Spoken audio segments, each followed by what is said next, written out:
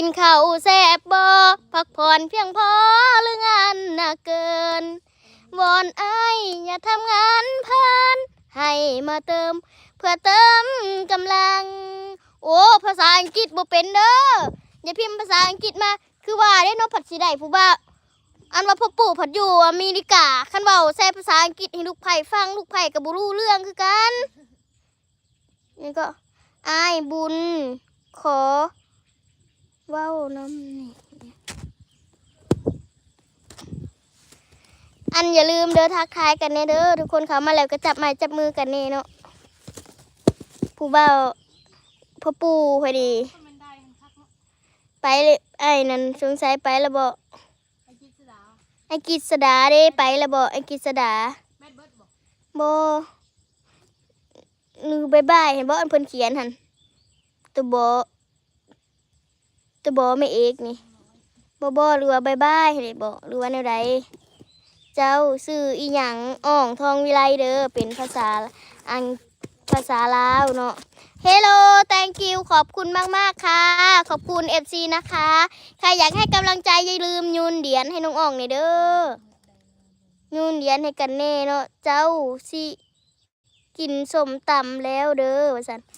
กินเลยแซ่บไอ้กิษดาใจดีเนาะมาให้กำลังใจเฮาตลอดเลยพ่อปู่มือนี้ได้เงินพ่อปู่มือนี้พ่อปู่มาเป๋มือนี้ได้เงินดอนเด้บ่เคยได้ใส่เงินดอนยังได้ใส่เงินดอนเนาะไปแล้วบ่พ่อปู่เฮาน่ะพ่อปู่บุญช่วยไปหรือยังคะไอ้บุญช่วยเนาะขอว่าอุ้ยไปแล้วบ่รถเขาบ่เป็นท่าได้สบายดีเพิ่นว่ากระต่ายเฮโลแล้วก็พี่สวยมากขอบคุณค่ะสวยนี่เด้ออย่าลืมหักน้องอ่องในเด้อทุกคนอย่าลืมเข้ามาแล้วอย่าลืมกดไลค์กดเลิฟนะจ๊ะทุกคนหักแพงกันไว้ก็หาได้เงิน14 ดอลมื้อนี้พ่อปู่เปแล้วก็ไอ้บุญช่วยเปรนะอยู่มื้อนี้มันเป็นเงินดอลได้ US เป็นเงินบาทขอบคุณทุกกำลังใจขอให้เฮงๆรวยๆปังๆเด้อมาอุปถัมภ์คำสู่ส่งน้องอ่องเนาะมาซัพพอร์ตมาสนับสนุนมาแบบแบบให้กำลังใจนะโยนเหรียญให้เป็นกำลังใจน้องอ่องนะให้มีกำลังใจในการเฮ็ดคลิปต่อไปนะพี่น้องขอบคุณมากๆเลยขอบคุณผู้ใหญ่ใจดีทุกคนเลย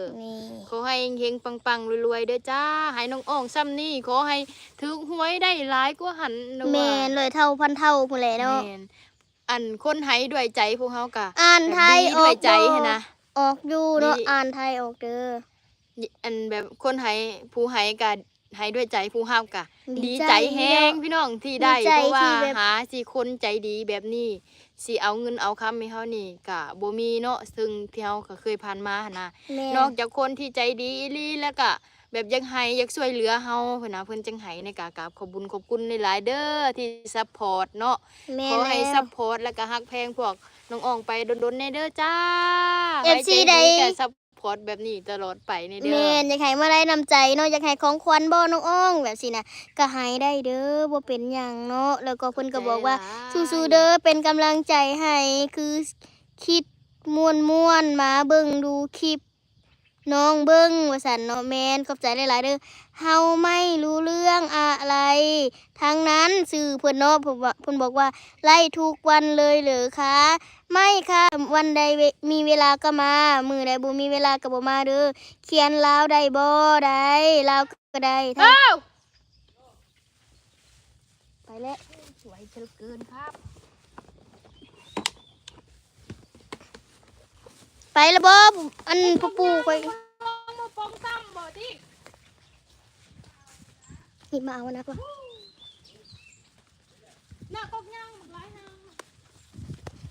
ขอบคุณในหลายเด้อมาหาอันนั้นลงมาระวังเตะต่อเด้อลงนี่บ่จะพาฉันไปห้วยไปหองไม่ได้นะเธอนี่ประหลาดลมล่ะ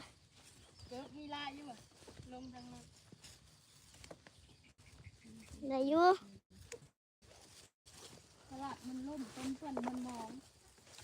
สายเอ้ยวีลมร้ายกลายเป็นแหล่งฝนตกแข้งดินผัดไง